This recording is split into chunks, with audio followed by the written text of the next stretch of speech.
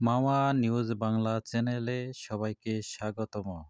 বন্ধুরা, আজকে রাতে রুটি খাওয়ার উপকারিতা নিয়ে আলোচনা করব। আশা করি ভিডিওটি শেষ পর্যন্ত সাথে থাকবেন, সেই সাথে লাইক, কমেন্ট, শেয়ার করবেন এবং সাবস্ক্রাইব করে পাশে থাকবেন।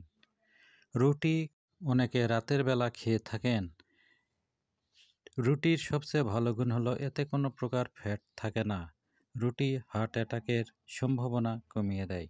ভাতের পরেই অন্যতম পুষ্টিকর খাদ্য রুটি। রুটিতে থাকা বিভিন্ন পুষ্টি উপাদান হার্ট অ্যাটাকের সম্ভাবনা কমিয়ে দেয়। রুটিতে ক্যালোরির পরিমাণ খুবই কম, তাই রুটি খেলে শরীরের ওজন নিয়ন্ত্রণে থাকে। শরীর ফিট রাখতে নিয়মিত রুটি খাওয়া প্রয়োজন। ফ্যাট কমায় রুটি।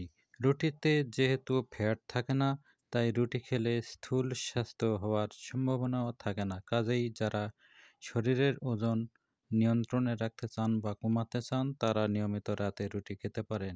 এতে শরীরের চর্বি জমার সম্ভাবনা একেবারেই থাকে না। সুগারের মাত্রা ঠিক রাখে রুটি। রুটিতে থাকা গ্লাইসেমিক সুগারের মাত্রা ঠিক থাকে, যা ডায়াবেটিস রোগীদের জন্য খুবই উপকারী। রুটি ভিটামিন ও খনিজে ভরপুর। শরীর গঠনে যে সকল ভিটামিন ও খনিজের দরকার হয় তা সবই থাকে রুটিতে। তাই রাতে রুটি খেলে এসব শরীরে ভিটামিন ও খনিজের চাহিদা পূরণ হয়।